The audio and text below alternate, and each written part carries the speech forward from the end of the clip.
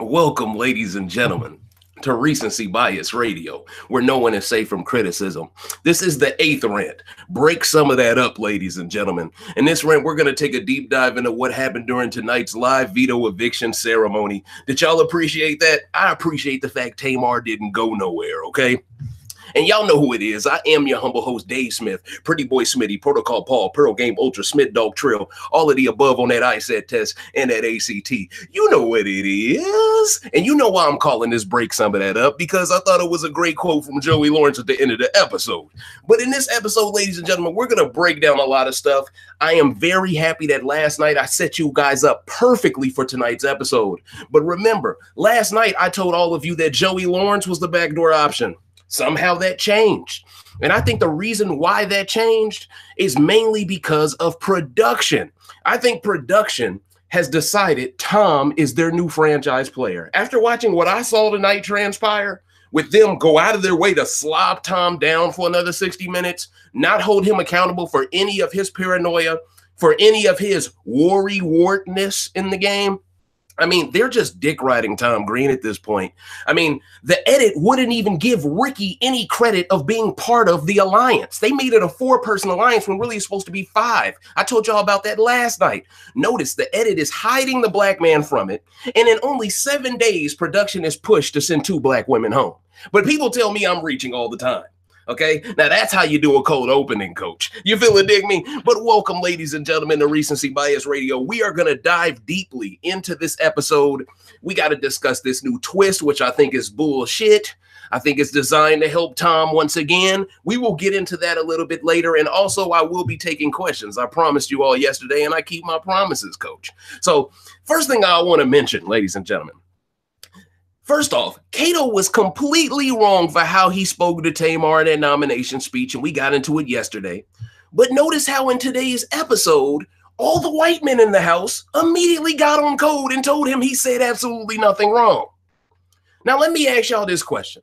Do y'all honestly believe if Kato would have did the same speech but targeted Joey Lawrence in the speech and said, I'm sure you would rather be home with your daughter, do you think, first off, Kato would have had the heart to say it because he'd known it would have disrespected him as a man?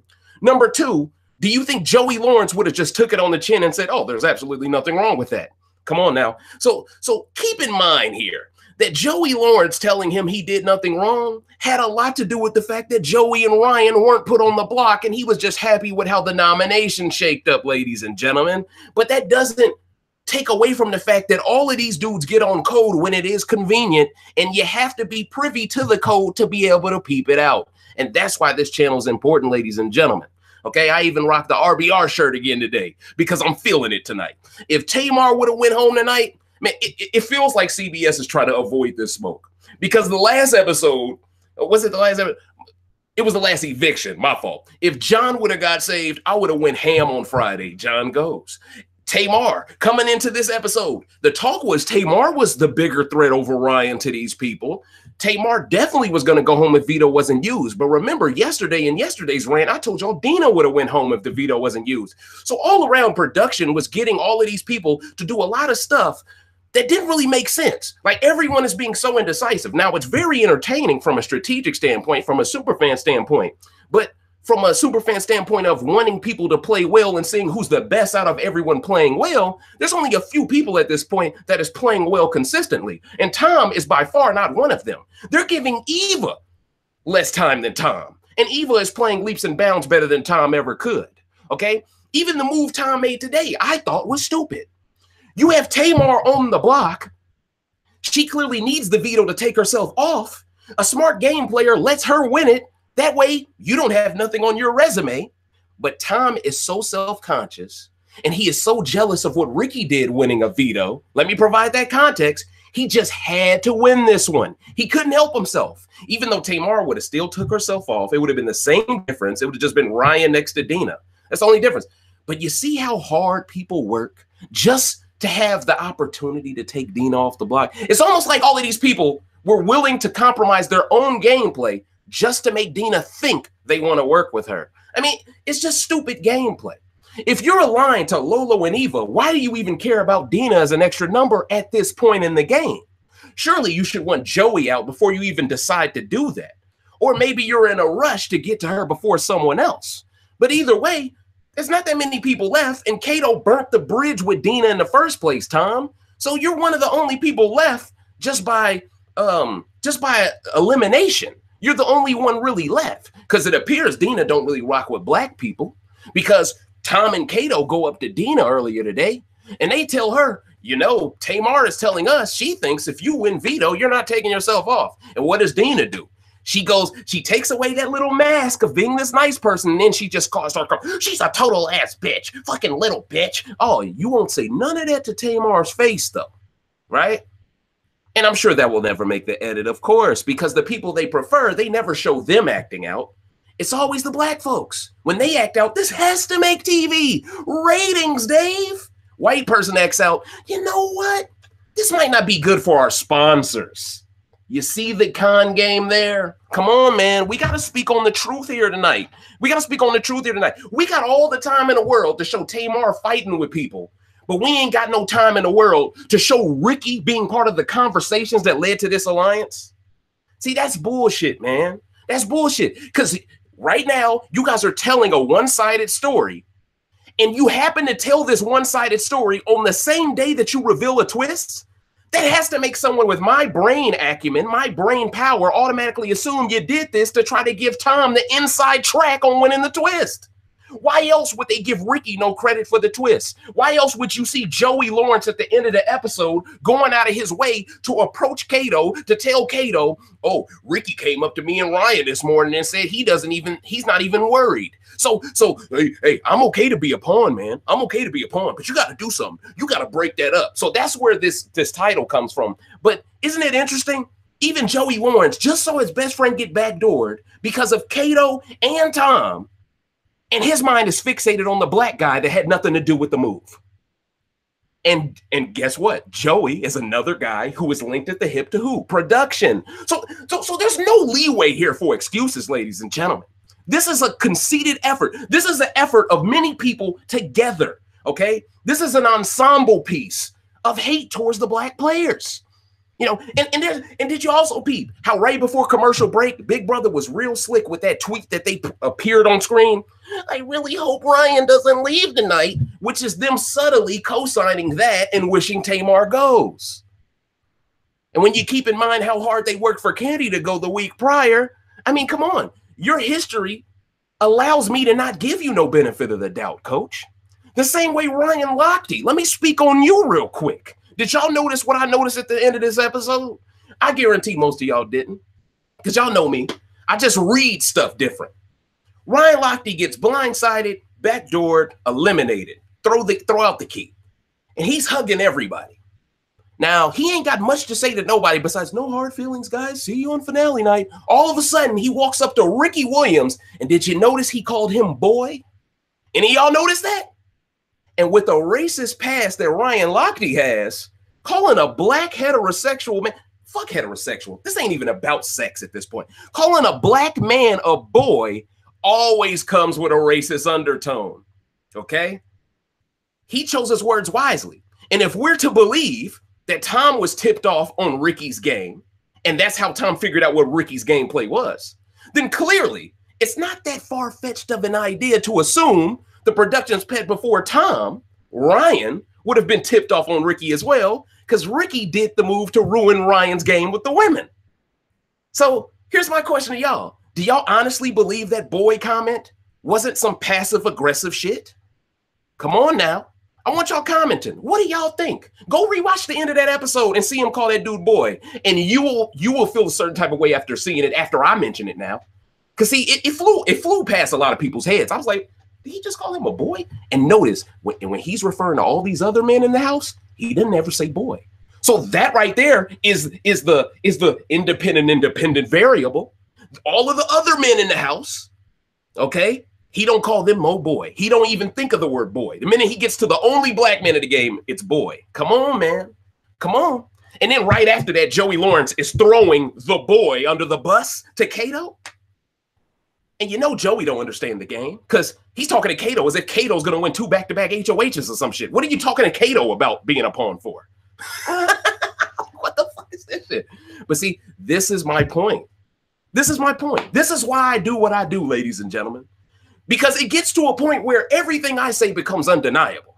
You know, I had someone comment under a tweet and they said, how has Tom been racist this season? You know, they wanted me to explain in 280 characters how he's been racist. How about you go and watch my videos, coach? Because I break them all down with notes. You see what I'm saying? But certain people don't want to believe that about Tom. So they're not going to check out the video. That's why they would rather have me explain it to them. And how many times do I post a link to all my videos? So they should already be privy to this information if they value my opinion enough to reply to it and ask for an explanation.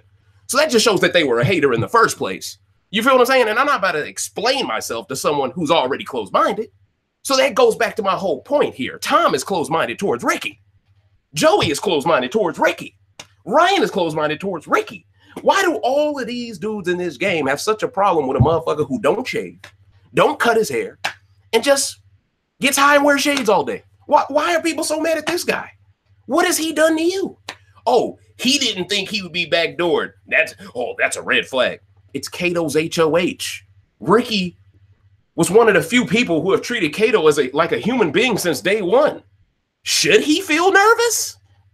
The audacity for this black man to not feel nervous. The audacity for this black man to not dumb himself down in my presence. You see this shit? If Ricky makes the end of this game and wins it, this is a miracle. It's a fucking miracle. I'm not even getting into Tamar making the end.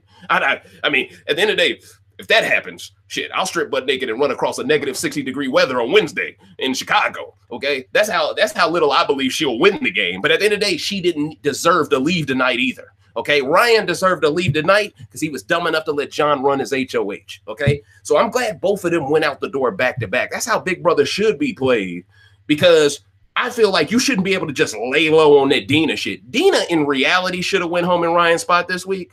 But if it couldn't be her, I'm glad it was Ryan. That's where I'm coming from. But yeah, we can go back to the notes now. But man, I had to open it up fiery because I'm watching this episode and I'm seeing the bullshit. And I'm seeing people like defend Tom. I'm hearing Tom is first place on that website. I'm done giving him free publicity, you know? So at the end of the day, I'm not shocked by it, ladies and gentlemen. And guess who's last place on that website? We're not shocked by that either. So, but see, this is exactly what I'm talking about. Me being able to point out this level of code is what makes me different from most people, okay? So that's why people who try to copy my rant style are finding it very difficult to do it during this season, let alone stay entertaining while trying to do it. Y'all want to know why? Because this strategy of this season is moving way too fast at a pace for them to stay up to date on information, copy me, and sound original while doing it. Y'all know the YouTube channels I'm talking about. Finding it kind of hard these days, huh? We've been peeping game, coach. It's not as easy as it used to be when you could wait a night, watch what I say, then show up and then say everything I say in a different way. See, the game changed a bit. Now, people ain't even checking for you the same way no more. That's a viewer retention problem, but that's neither here nor there. Isn't it interesting how production has only made Tom look bad in the edit once since he came off the block? And even then, it was Ryan eavesdropping on everyone, which wasn't really 100% Tom's fault. Also, did y'all notice how Ricky, I mentioned this, he was left out of the alliance in the edit. So production in the first 7 days of this season targeted 2 black women, but refused to show Tom's constant reaching to target Ricky. And now they are giving Tom all the credit subtly for an alliance that wouldn't even exist if Ricky didn't dumb himself down for it. Now, Tom wins one of the worst live veto comps I've ever seen. I know y'all saw what I saw tonight. I mean, the level of try hard on Tom, okay? If I'm anyone, first off, if I'm Tamar, I am highly offended that all of these people celebrated Tom winning. I'm the one on the block. If it don't matter who goes off because Ryan's going anyway, what the fuck y'all so gassed by him winning for? See what I'm saying? It's almost like black players in this game are being ostracized at every direction. Even in a veto comp, they ain't gonna root for. You can't even root for her to win a veto comp, even if Ryan's going anyway. It's almost like all of them were rooting for Tom to have his moment to win something. You know, it's like when you're watching a kid, you know, play rec ball and they score their first layup like 20 games into the season. Everyone's like, yeah, Deep down, they know he's trash, but they gotta give him some support there to make him keep going on his route to success, right? It felt like that. It felt like more of pity claps, pity yays than anything else. But if I'm Tamar, like I'm saying, and I see Lolo and I see Eva celebrating Tom winning a veto over me when I'm on the block, and to open the blinds a bit, Tamar already knows that these girls have kicked her out the alliance by now. She's already admitted it on the feeds. There are various videos on YouTube with her saying this information. So I don't think she will be 100% shocked.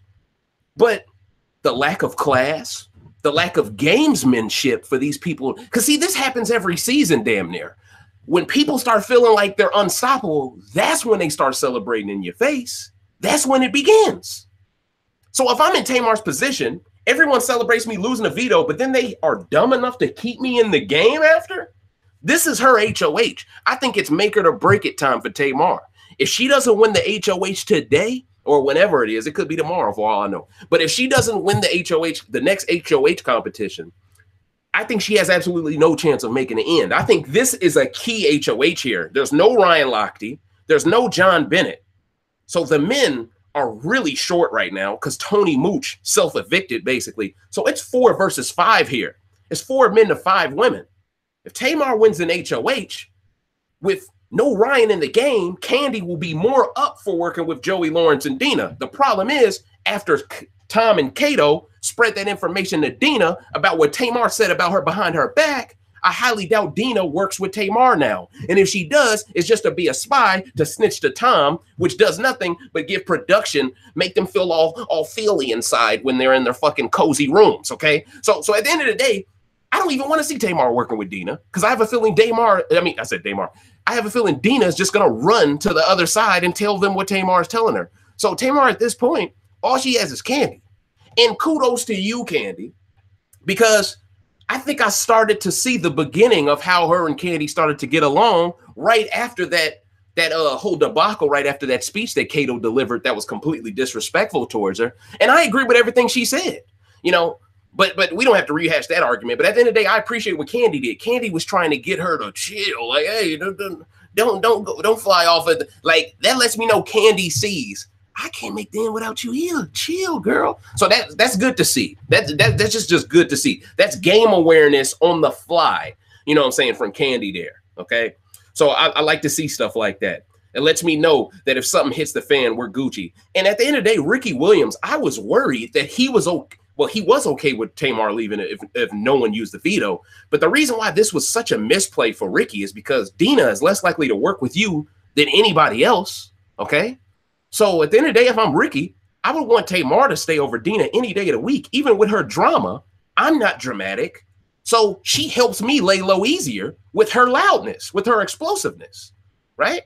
So I just don't get why he was diametrically opposed to keeping her this week, but he was okay with Dina leaving. It just didn't make any sense to me, coach. Okay, now I get why he would want Ryan to leave, but once again, Ricky, now you look like the most physical person in the game for real now, which helps Tom's case for targeting you next. So what I'm hoping is Ricky, I'm hoping he understands that even though I've been working well with Lolo and Eva, now that Ryan is out the game, I have an extra opening now once again with Tamar, because Tamar, I think the reason why they went out of their way to take Dina off, outside of making sure Dina works with Tom and Kato in the future, I think it was also because the entire house are noticing that clearly Tamar and Ryan have some secret alliance, some pregame alliance. I was watching the feeds. I don't know if this was a couple of nights ago, and they were playing pool together, and Tom kept mentioning, wow, everyone is in such great moods tonight. Like he was speaking on it like he was shocked and baffled that someone could be on the block and be in a good mood. Hey, Tom, everyone doesn't look like a total train wreck when they're on the block like you were week one. But anyway, he seemed really kerfuffled that these people could be on the block and have a good time, you know? So at the end of the day, it's funny.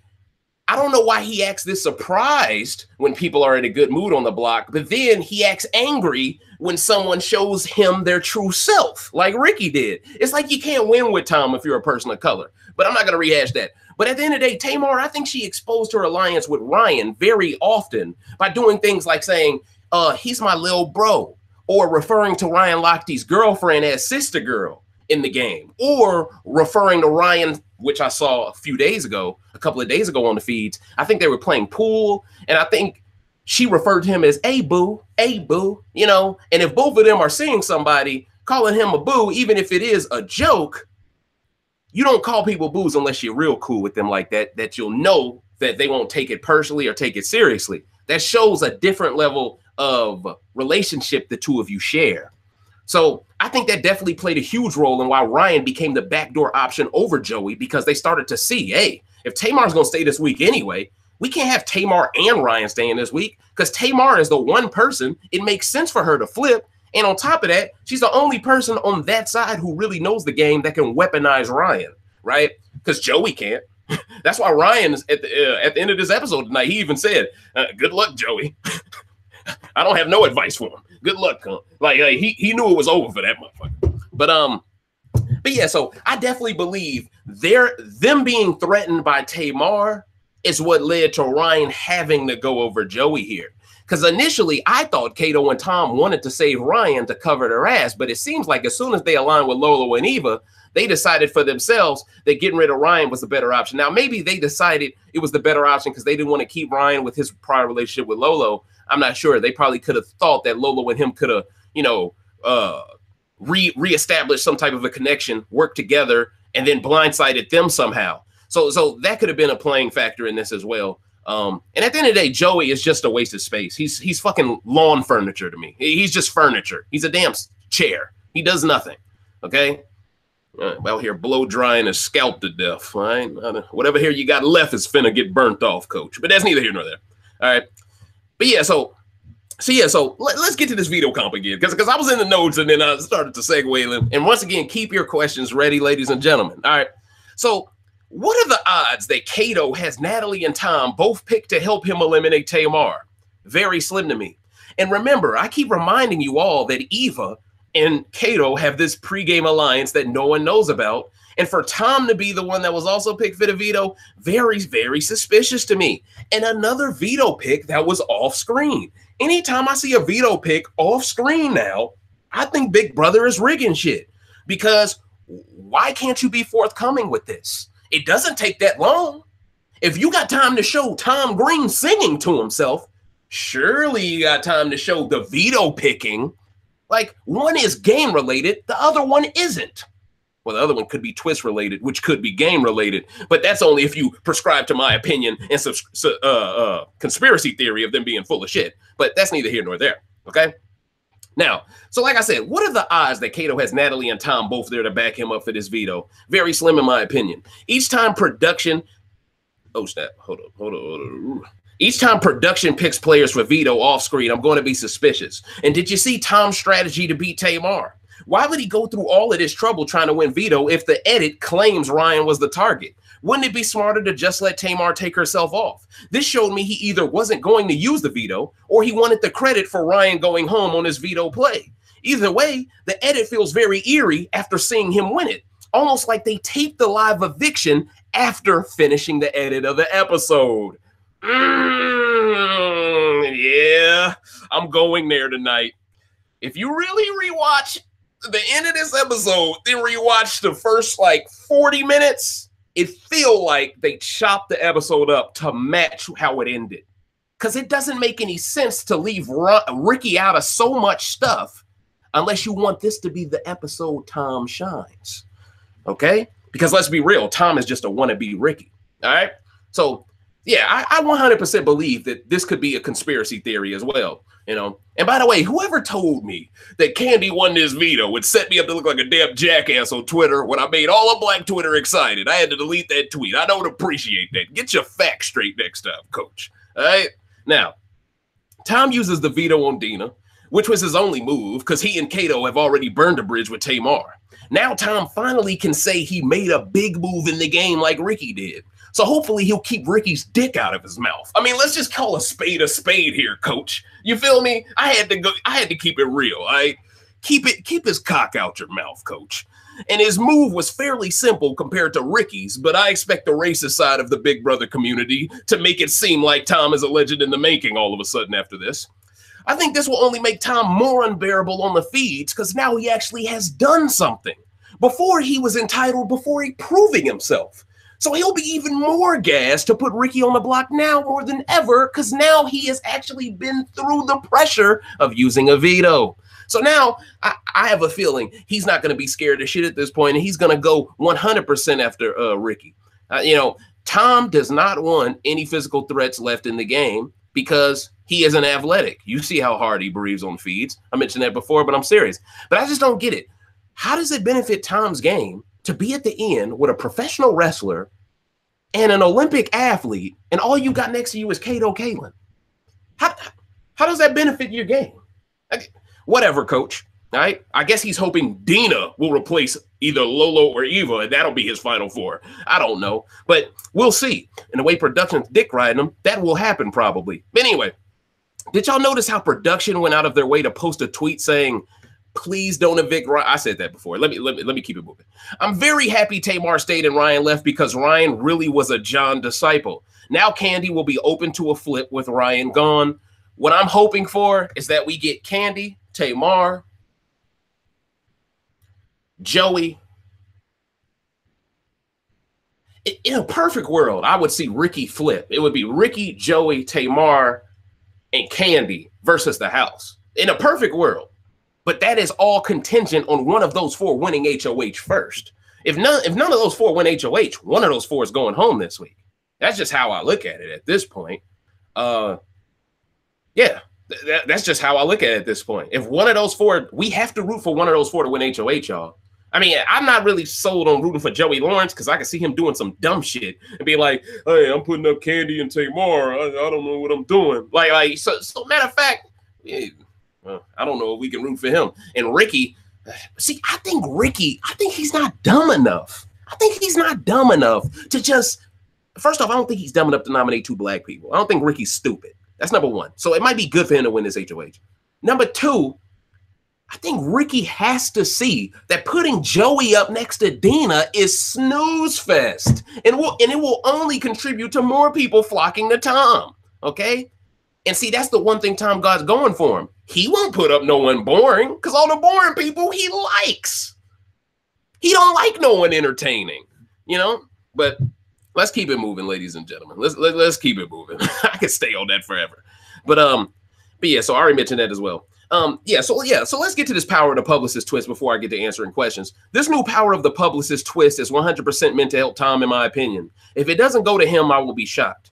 Now it makes sense why they gave him that singing scene in the episode right before he took Dina off. They were trying to make him the fan favorite to get the twist. And if they knew Ryan was leaving today, they probably had to unveil the twist today to keep whatever production's pets they like left in the game.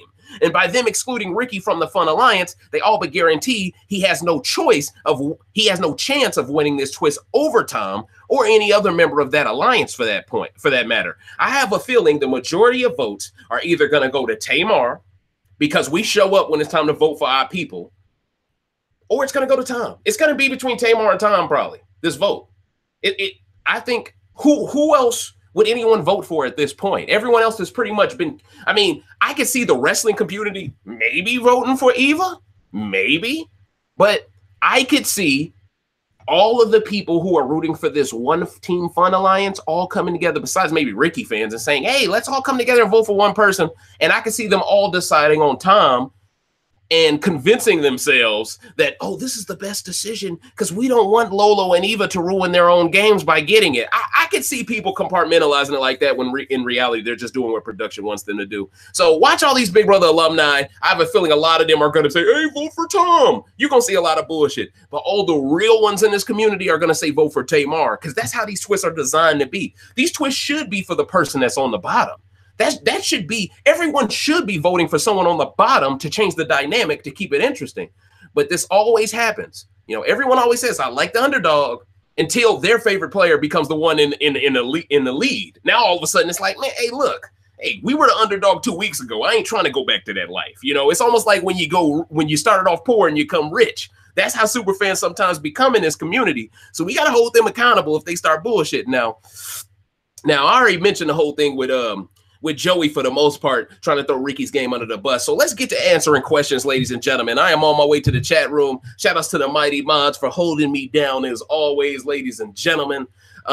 And yeah, I would like y'all to comment below as well. Who would y'all like to see win this HOH? I think I'm gonna see a lot of Tamar votes, but honestly, I think it would be good to see Candy win this, honestly, because that still protects Tamar, but it gives Candy some footing in the game. And I think Candy would be a little bit more level-headed. Tamar would be a little bit more calm because she doesn't have the power herself. And I think it would be good to see that dynamic of Tamar finally letting her ego go and putting Candy on true game of the game while she has the power to do something to save both of their games. I think that is the ideal scenario for me specifically. So I would say I would love to see a Candy Burris HOH. I would like to hear y'all thoughts. But once again, I'm on my way to the chat right now, ladies and gentlemen. Let's get it popping. I think that is the ideal scenario for me specifically. So I would say, hey, it's funny hearing myself back. Lolo is a white woman. Yeah, I'm starting to believe Lolo was white. I was very mistaken thinking Evo had some swib in her, but that's neither here nor there. But you can clearly tell Lolo got something in her. She ain't just white, coach. You know, she got that Wakanda forever. She got that inner strength coming out, coach. You feel it, dig me? It's a forbidden jutsu, a Keke Genkai she got on deck. But anyway, but yeah, she just one of them. Oh, blah, blah, blah, blah, blah, blah. Okay, J Griff period asked the question: do y'all consider Mariah Carey? Oh, okay, that's not that's not strategic. I would love to answer strategic questions if that's possible. Taylor Mays asked the question. Now let's be real though. Oh, okay, that's not a strategic question either. Yeah, what's up, Ghost? I see you, coach. Yeah, it seems like y'all are debating over a whole bunch of other stuff. But if y'all got any questions, I'm here, coach. Utilize me, coach. I'm ready. Okay. Yeah, he is auditioning for Batman, Budgie. He is. Joey is. He's tweaking, bro. He's really tweaking. That's why they're giving him Gotham references when he says stuff. Dave can make any topic interesting. Thank you, Aida Yakupovich. I appreciate that, and I hope I pronounced that correctly. I try to get my. It could be Ada Yakupovich. So if it's Ada or Aida, I know there's different ways to pronounce stuff, but yeah, I truly appreciate that. I try my best to get y'all something interesting each time. Okay, so Sims 3 Reality Central asked the question, what is Tamar's next move? There we go. There we go. What is Tamar's next move? I think Tamar's first move should be, I dodged a bullet at this motherfucker. I'm going to shut the hell up. The smartest play is always to stay in Lola and them's room. Do not move out physically. Okay, I'm hoping she never moves out of that room. Because once you move out of that room, you take away all the excuse for you eavesdropping in that room ever again, right? You always want that. Because at least if they have to discuss you without you being there, they have to stay away from that room. So you almost, in a way, manipulate all of the things they can do in the game just by sleeping in the same room as them. So that's important. Do not leave that room first. Second of all, fight like hell for this HOH. If her or Candy do not win this HOH, her or Candy is going home.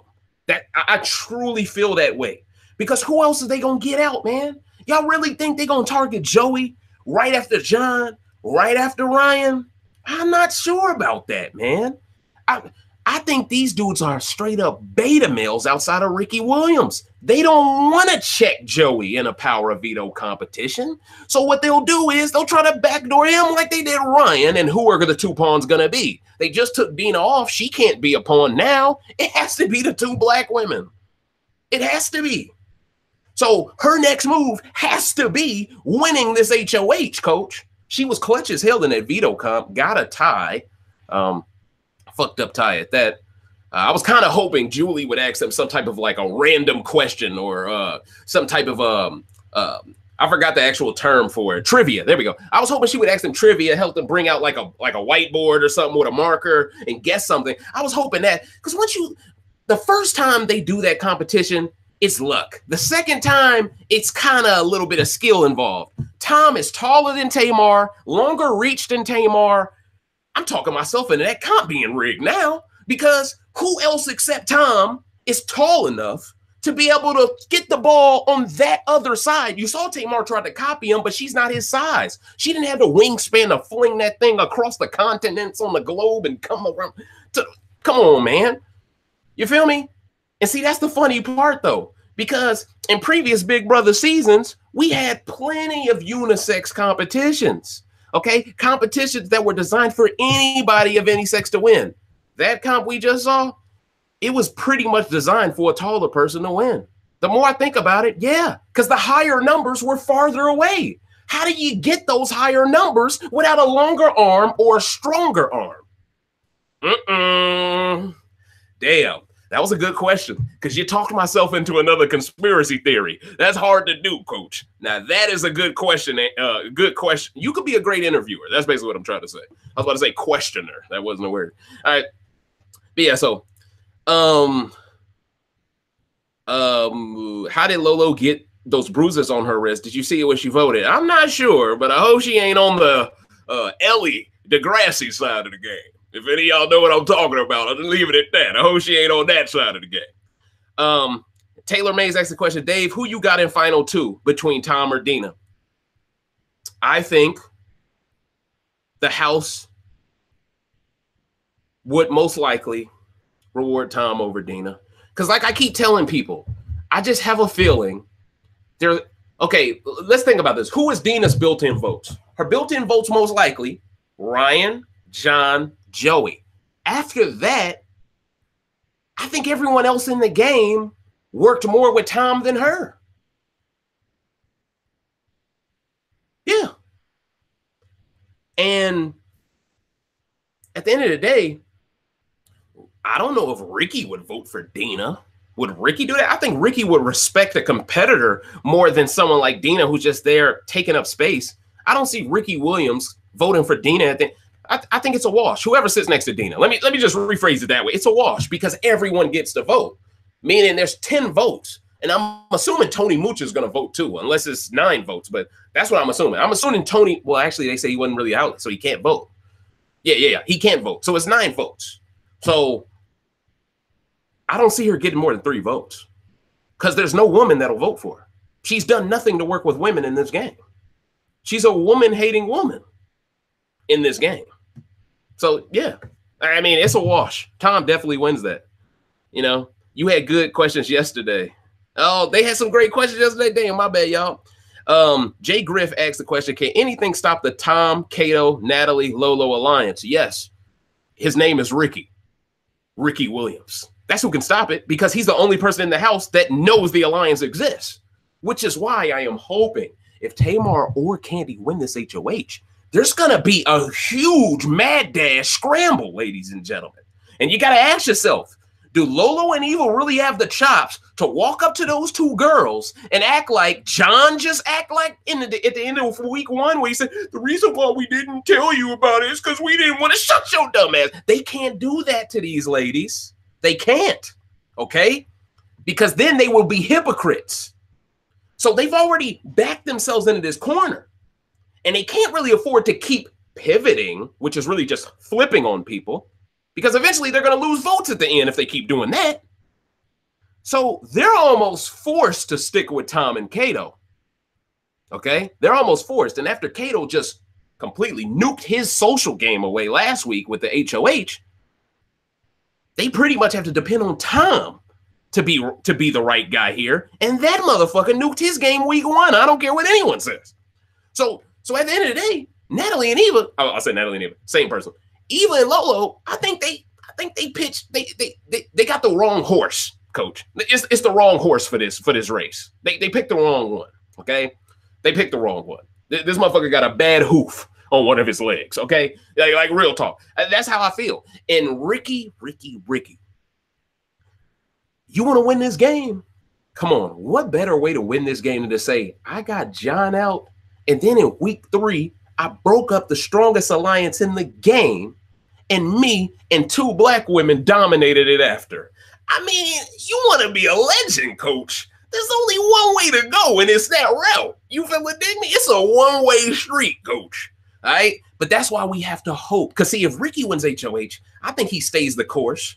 And like I said, I think he puts up the obvious Joey and Dina. Because he doesn't want to be perceived as the person nominating 2 black folks, okay?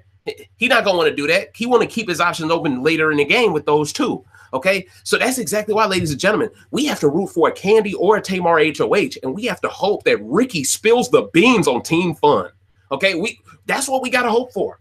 That's what we got to hope for. Ricky, you got the tools to nuke this shit. You got the tools, man.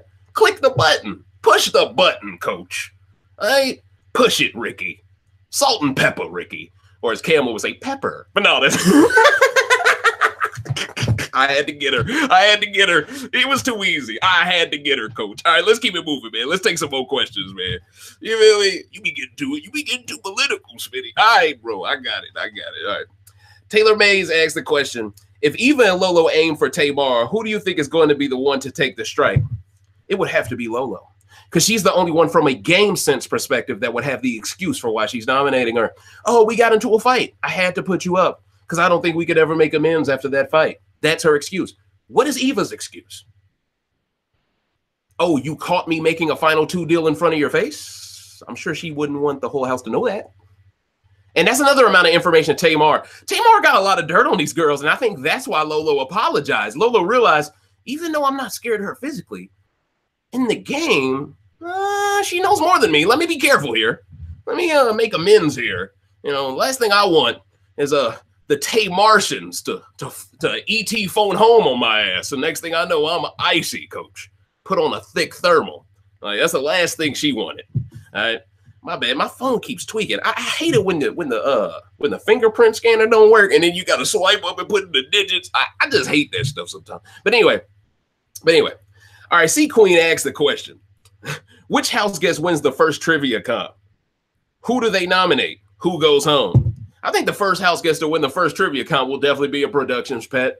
I think it will be Dina because she is the only person. Well, let me not say the only person.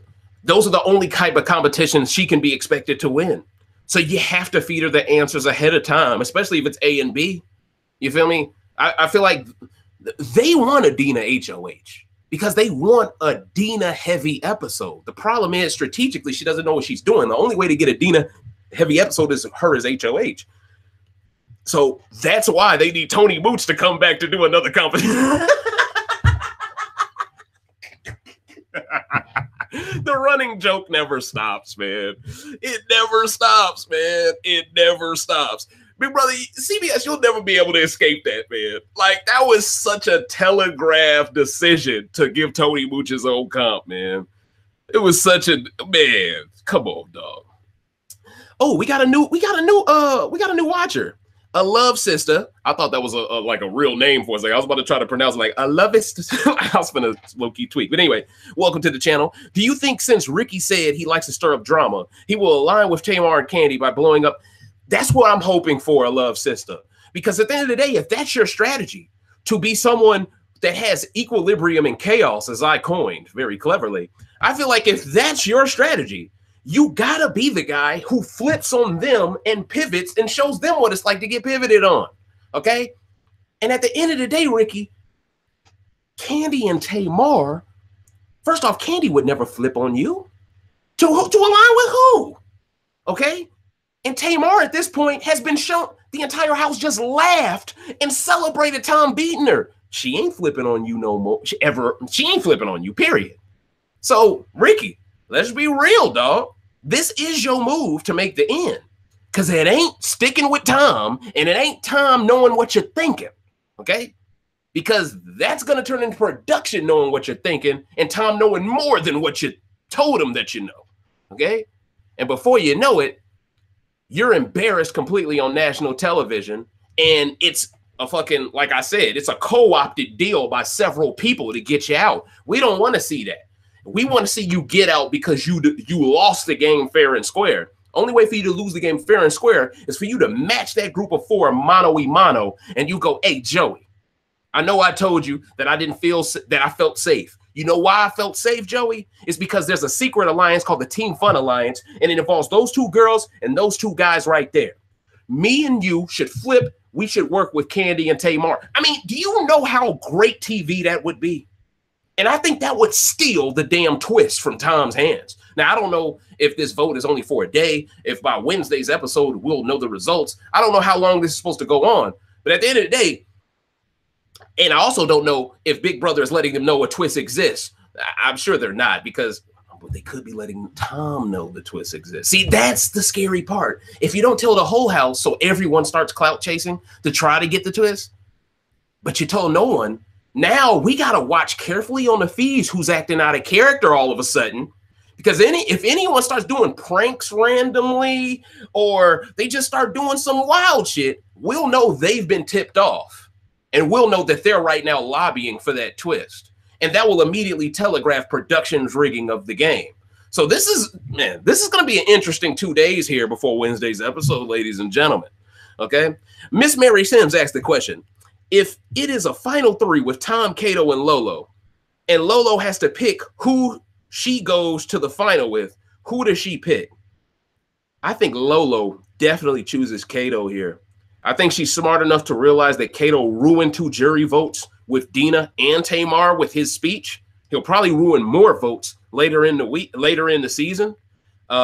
Whereas Tom, the only vote you could really say he maybe could have lost up to this point is maybe Ricky's. But like I said, I don't look at Ricky as someone who's a sore loser if he loses. I look at him as a type of guy who goes, but that's what separates him from Tom. And that's why I hold Tom to such a low bar now. It's like, damn, Ricky would never hate on you if you did the move Ricky did week 1. You feel what I'm saying? And that's where I'm coming from on it. Like real talk. I wanted Tom to be a success this season. Remember when I was disappointed he was on the block and could be going home? Remember when I ranked him top 4 in my preseason rankings? Like I wanted this guy to play well. So this isn't me like, oh, I finally got my opportunity to come after TG. Like, it ain't like that. But that's what a lot of people want to act like it is like, because they don't want to accept the fact that their guy is a little bigoted in the way he approaches the game. Now, anyway, Thomas the Talker asked the question, who do you think CBS is rigging it for now? I pretty much answered this question the entire season. I think this season is 100%. At this point, I think they are rigging it for Tom, but I think Eva will end up in the end on top. That's where I'm coming from.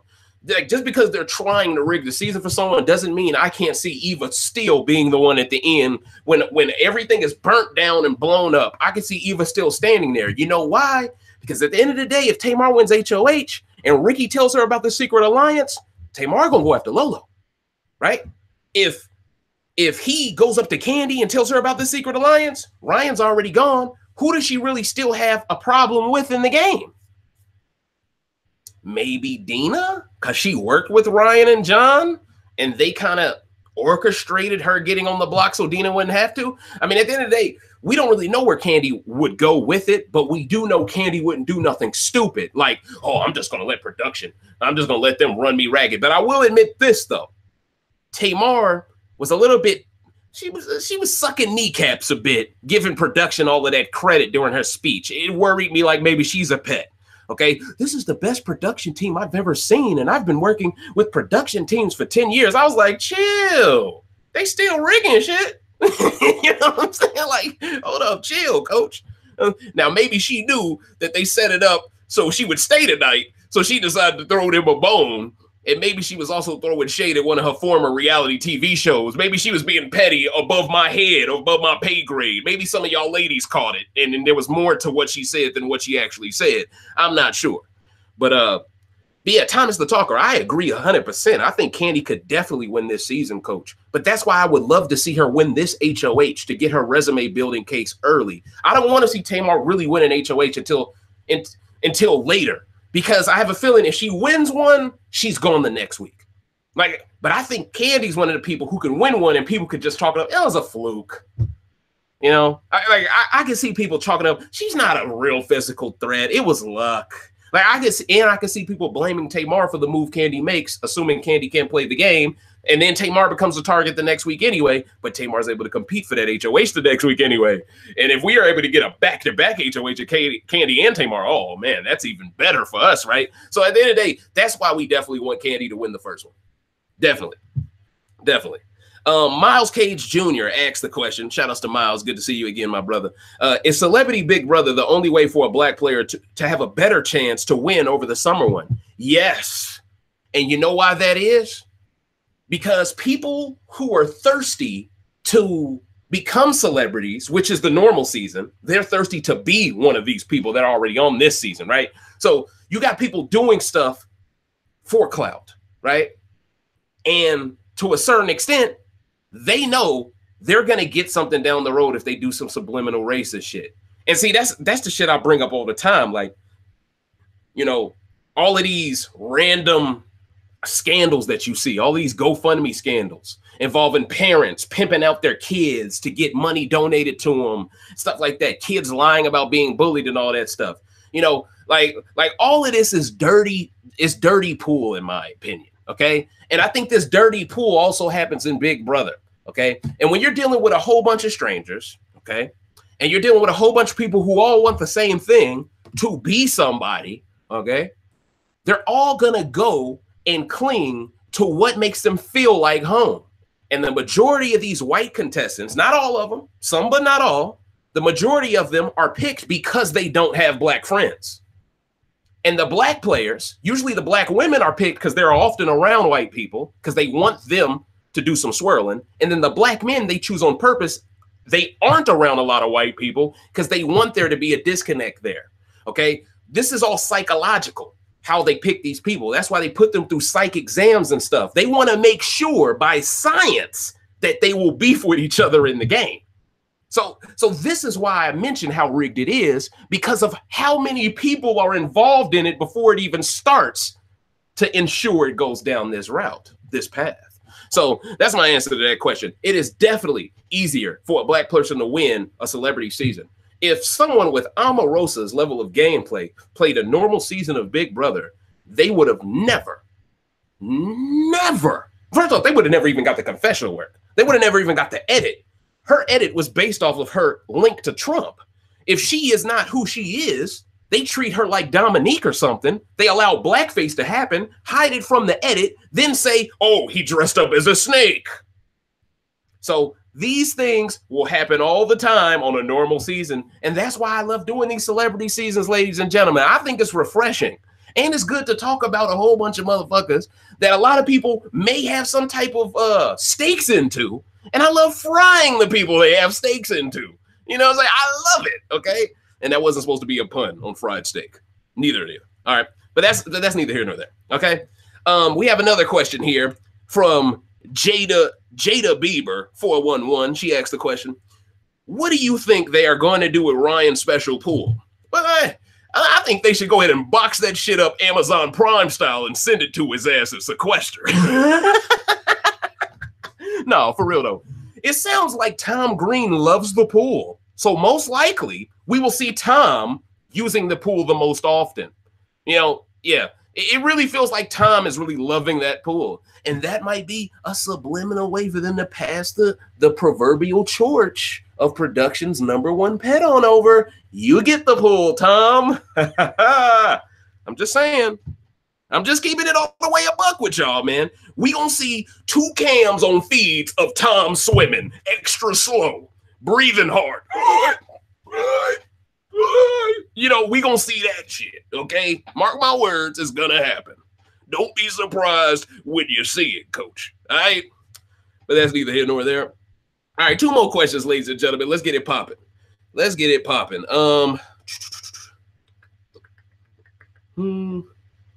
Christopher Rose asked the question, who do you feel like is in the best position in the game right now? Great question from Sir Chris Rose. I think the person in the best position in the game right now is without a doubt Eva Marie. She has somehow managed, the same way I give Ricky Williams credit for being a step away from where the gameplay is driven. Eva is always there when the gameplay is driven, but she is never perceived as the leader who is driving it. This is key. Lolo will always go before Eva, and I'd argue neither one is going to go until at least Final 6. That puts Eva in the best position in the game, especially when you consider her quiet secret relationship with Kato Kaelin. That kind of makes her a little Teflon because no one will see that he will protect her. And I think Dina pissing off Kato the way she did nothing but bring Eva closer to Kato in the first place. Ooh. So now Eva's great, yo. She's in a great position, coach. On the real, man. She got that upside right now. I'm just being honest. Ghost asked the question, do you think if Eva wins HOH, she'll get HOH-itis? I think Lolo would easily get HOH-itis. Eva, well, see, I think Eva throws this. I don't see this making any sense for Eva to win. Because if you win it, either way, you have to put up either the girls you used to be aligned with, revealing your cards, and I'm pretty sure she would prefer Lolo did that, or you have to put up Dina, who you just kind of worked with Tom and Kato to save and should be the new fifth number instead of Ricky to them.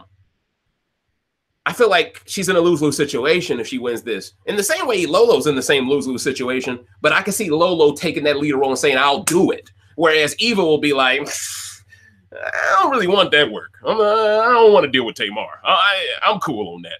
You know, yeah, we should have kept Ryan. I can see Eva on that action. You know what I'm saying? But anyway, ladies and gentlemen, this has been the 8th rant of Celebrity Big Brother US Season 2. I am your humble host, Dave Smith, and this is Recency Bias Radio, where no one is safe from criticism. If you could, please like, share, and subscribe. And on my channel's right side of its page, click on that bell. That way you could be here with the most lit live chat in Big Brother Celebrity US Season 2 history, bar none, man. I truly appreciate y'all coming through and showing me some love. I'll be back at y'all on Hump Day, all right? And hopefully, I'm your man Crush Monday today. No, let me stop. But anyway, I'm out of y'all. I enjoy. Hey, Mighty Mods, y'all were clutch today. Y'all clutch every day. I appreciate it. I'm outie. Deuces.